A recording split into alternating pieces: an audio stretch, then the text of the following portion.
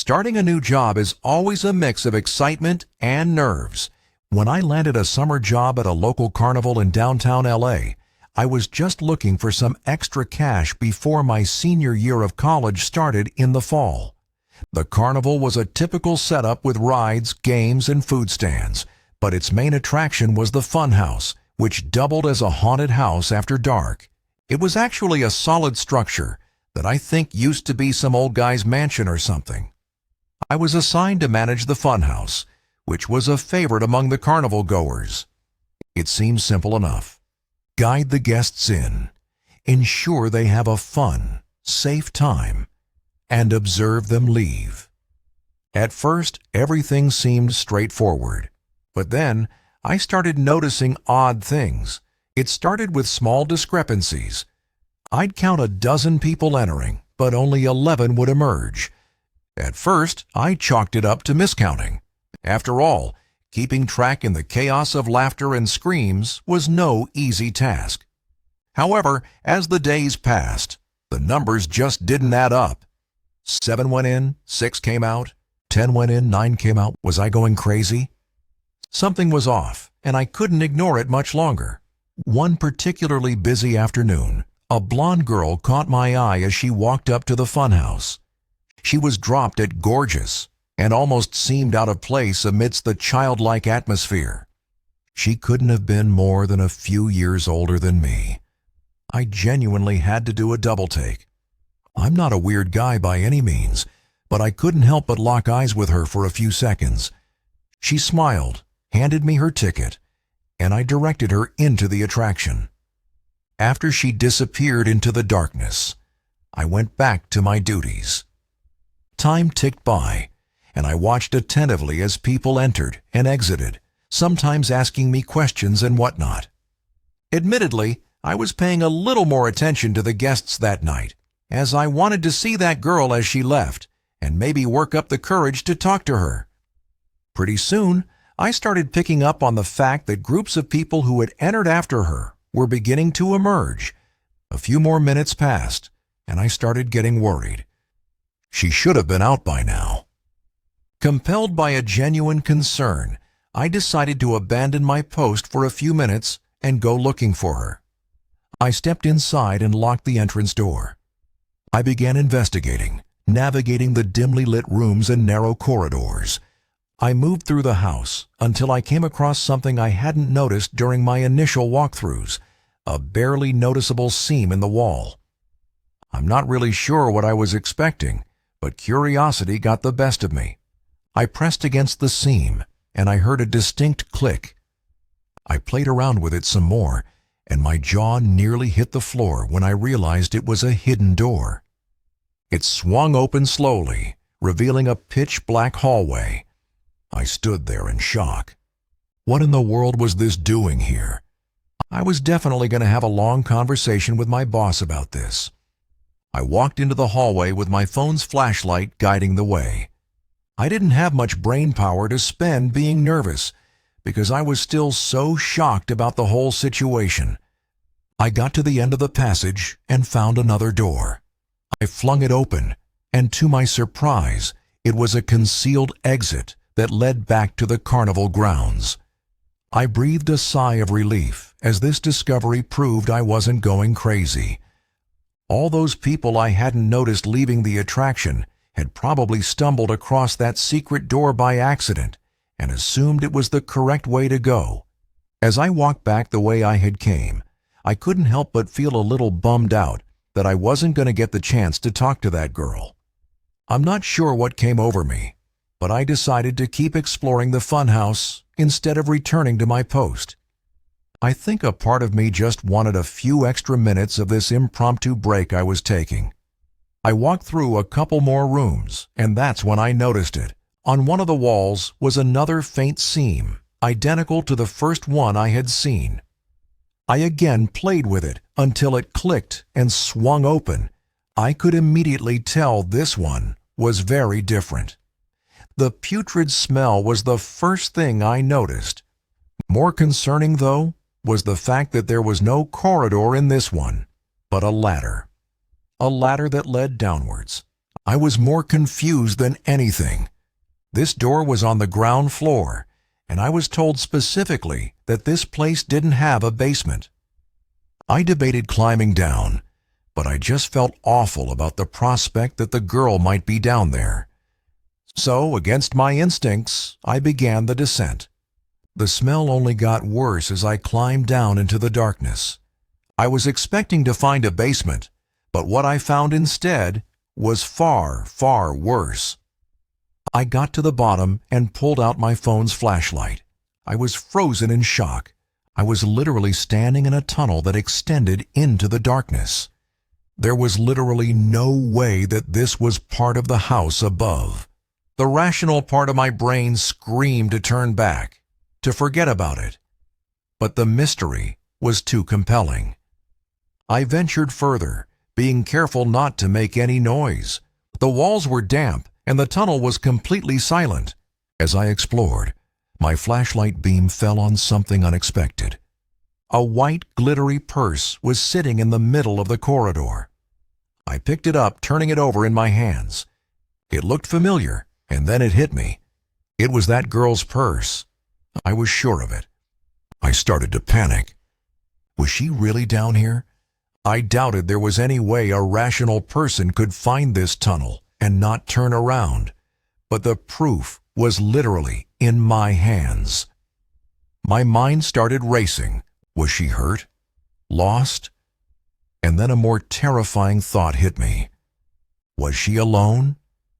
I didn't feel safe anymore, but I was in too deep. Violating every survival instinct I had, I yelled out into the tunnel for that girl. I waited. Nothing. I was just about to shout again when I heard the sound of rapid footsteps echoing through the tunnels. My first instinct was to run. I had every reason to believe whoever was running toward me was hostile. I turned around and bolted back to the ladder. I got halfway up and slipped, falling back to the bottom. The footsteps were basically right on top of me now. I knew I was done for. I braced myself for a fight, and then a voice rang out. A girl's voice. Her voice. She gasped, "Help me," clutching her side as if in pain. I yelled at her to climb up, but she insisted that I follow her back into the darkness for some reason. I told her there was no chance I was doing that, and basically forced her up the ladder. We got to the top, and I slammed the door shut. I asked her how in the world she ended up down there, and she couldn't really give me a straight answer. She kept saying she didn't really remember how it happened, just that she suddenly realized she was underground. She said she started hearing things moving in the dark, and that there were voices calling to her. I didn't know how to process this. I asked her if someone had guided her down there, and she said she didn't remember.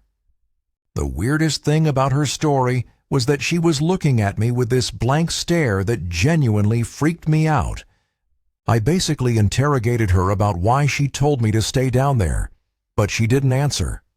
I had had enough. I wanted to get as far away from this person as possible. I called the police, but she opted to leave the funhouse before they got there. I never saw her again. The police investigated, and what they found was actually insane. Apparently, this house had been some sort of safe house during Prohibition in the 1920s. As such, it had a bunch of secret passageways that led to a section of the underground Prohibition tunnels that hadn't been discovered. The owner claimed he had no idea about the house's history, but I was skeptical. I quit my job and got as far away from there as possible. I still have so many questions. Did the owner know about this? Was that girl almost kidnapped? Had someone knocked her out and took her down there or something? Was she part of the whole thing? I feel like there's a number of explanations for what happened to me, but all of them are equally terrifying. Ever since I was a kid, I loved carnivals, the lights, the games, the unpredictable joy of it all. I know lots of people find them weird and childish, but not me. Growing up in a small town in Indiana, it's not like there was a whole bunch to do.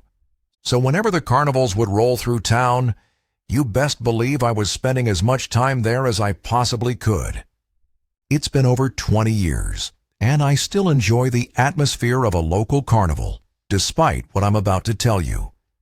I think my love for carnivals is something I'll never lose.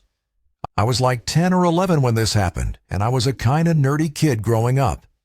In the days leading up to the spring carnival, I found myself in the library reading up on whatever I found interesting at the time. For whatever reason, I wound up in the history section. I remember the books being literally caked in layers of dust. That's how long it had been since they were even touched. I was flipping through a book on the history of our town when a small faded slip of paper fell out from between the pages. Confused, I leaned down to pick it up. To my pleasant surprise, it was a ticket for our local spring carnival, dated over 15 years ago. The odds of something like that happening had to be extremely low. I was ecstatic. This ticket would make a great addition to my miscellaneous collection back home. What was even cooler, though, was the fact that the date on the ticket was just 2 days away, when the carnival would certainly be in town. As I predicted, the carnival cruised into town the next morning, so I figured, why not use the old ticket, just for laughs, to see what the booth attendant would say? I wanted to get it punched anyway. The next evening, I headed to the carnival with the ticket safely tucked away in my pocket. As I approached the entrance, the carnival seemed just as lively as ever, the air filled with the scent of cotton candy and popcorn. I pulled out the ticket at the gate, handing it over to the guy at the booth. His face changed the moment he saw it. He went pale, his eyes widening slightly, before he masked his reaction with a forced smile. It was honestly a little creepy. Enjoy your evening," he stammered, handing me back the ticket without punching it. I was so weirded out by his reaction that I forgot to ask him to punch it. I shrugged it off, though, thinking maybe he was just new and confused about the old design of the ticket. I wandered around, played some games, and enjoyed a funnel cake. The night was perfect, but I couldn't shake the feeling that something was off. I felt eyes on me, observing. Maybe it was just paranoia. I tried to ignore it at first, but I kept noticing the carnival employees giving me weird looks. After a while, I got fed up and decided to ask one of the older game operators about it. I found a kind-looking elderly man running the ring toss booth. I showed him the ticket, and unlike the booth guy, he didn't even try to hide his shock. He glanced around nervously before leaning closer. "Young man, where did you get this?" he asked. After telling him where I found it, I started feeling uneasy about the whole situation. Maybe I should have just kept the ticket at home. "You found something you weren't meant to find," the old man started, his voice dropping to a whisper. "This ticket, it's part of a story that the folks around here don't talk about much. About 15 years ago, something terrible happened during the carnival right here in this town." He paused as if weighing whether to continue. "It was a young worker, name of Ryan, nice kid. Everybody liked him. He was responsible for one of the rides. I can't remember which. One night he just disappeared, vanished without a trace. The police found his wallet, but there was nothing in it except a ticket that looked an awful lot like this one," he said, gesturing towards my hands. The atmosphere around us seemed to drop a few degrees. He continued, "They searched everywhere, even drained the local pond, but no sign of him. After that, strange things started happening every time the carnival stopped here. Accidents, things going missing, odd sightings. People said it was Ryan trying to come back, or something worse that took him. I could feel a chill running down my spine, but a part of me was skeptical." "And you believe that?" I asked. The old man shrugged. "I've seen enough to keep an open mind, but the point is, the ticket you found might stir things up. It's best you get rid of it. Leave it here." He then motioned for me to give it to him, but I was reluctant. I looked down at it, reading it over again, as if there was some kind of secret I was missing. How could a ticket be the cause of all that? I questioned, still not fully buying it. The look in his eye got darker, His tone switched, almost as if he were angry. He told me to give it here, almost in a growl. I considered it, but concluded that some stupid story wasn't worth giving up such a cool souvenir. I told him no, and he actually sprung up with a quickness that startled me. He reached for the ticket, his fingers grazing my hand. I jerked back instinctively, clutching the ticket tighter. The old man's expression morphed into something desperate, almost predatory. "You don't understand," he hissed, his eyes darting around as if expecting something or someone to emerge from the shadows. I backed away towards the tense exit, my heart pounding. "I think I should go," I stammered, turning to lose myself in the crowd. Behind me, I could hear his calls, a mix of pleading and warning. I didn't care what he was saying, though. I let the bustling crowd around me drown his voice out. My mind was racing, not even about the ticket, but more so his aggressive reaction. The joy of the carnival had been spoiled. I left earlier than planned, the ticket burning a hole in my pocket. Over the next few days, my luck seemed to turn, sharply. I missed catching the school bus, scraped my knee pretty bad in a bike accident, and worst of all, my best friend accused me of stealing his favorite baseball card, something I would never do. Things got worse than that, though. I remember coming home one night to my mother in tears after losing her job. My brother broke his leg skateboarding the next week, and our beloved family pet, Bean, also passed away a few days after that. It was like a dark cloud had settled over me since that night at the carnival. I couldn't help but remember the old man's warning about the ticket stirring things up. It seemed ridiculous, but then again, so was the string of bad luck that followed me. My dad laughed when I told him about my theory. He told me that there was no such thing as ghosts and that I shouldn't be so superstitious. One rainy afternoon after school, after a particularly tough day where I had forgotten my lunch and had to go hungry, I pulled the ticket out. I stared at it, this small piece of paper that had brought nothing but trouble. Feeling a mix of anger and fear, I decided I had had enough. I grabbed my raincoat and boots and trudged out to the creek that ran behind our house. My heart felt like it was pounding out of my chest as the rain soaked through my hair. Standing at the creek's edge, I took one last look at the ticket before tearing it into tiny pieces and watching them get swept up by the current. It's just a piece of paper, I thought. Things started to look up after that. My friend found his baseball card and apologized to me, and we became friends again. I didn't miss the bus a single time that school year. My mom got a better job in the next couple of days. Whether it was all coincidence or that ticket really was cursed, I couldn't say, but one thing was for sure. I learned to be more careful about what I picked up and brought home. I don't believe in the supernatural, even after all this stuff happened to me. My parents liked telling me that I imagined everything because I was so young. It's still hard to fully explain it, but I've long since accepted it as one of those weird coincidences that you just can't explain. I hate carnivals. I think they're disgusting and filled with children. I hate the food, the games, and the smell of it all. My hatred of carnivals is probably biased, though, and mostly based on what I'm about to tell you. A few years ago, I was dragged to our local carnival by my younger sister. I obviously wasn't going to be rude and not go, but I wasn't looking forward to it. After a while, my sister got bored and wanted to leave, so I called my mom to pick us up. I actually opted not to go with them, as I was in the midst of a fight with my dad and didn't want to go back home until he was asleep. I told my mom I'd walk home later, so she picked up my sister and left. The carnival was honestly a little pathetic. There were far fewer people there that night than I remember there being in previous years, and everyone looked miserable.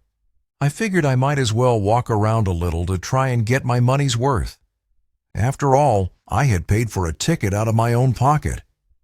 I decided to step into the funhouse as I figured that would at least be a little cool.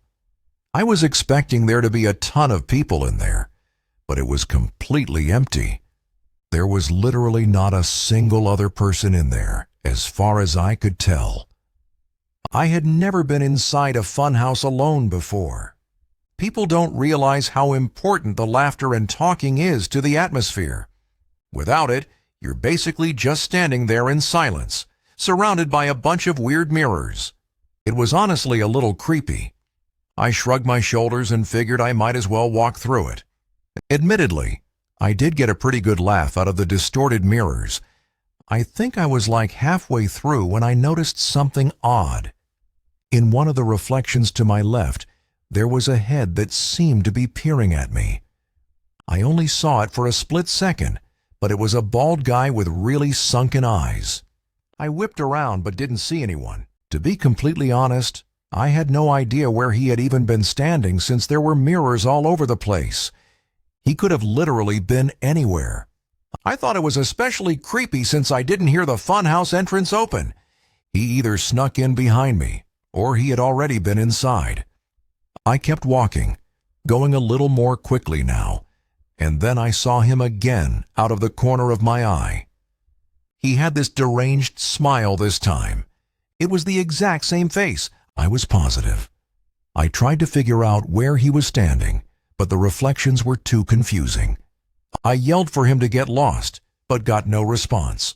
I wasn't sure what I was expecting. I picked up the pace again, but it was difficult trying to navigate this maze of mirrors, and I kept hitting dead ends.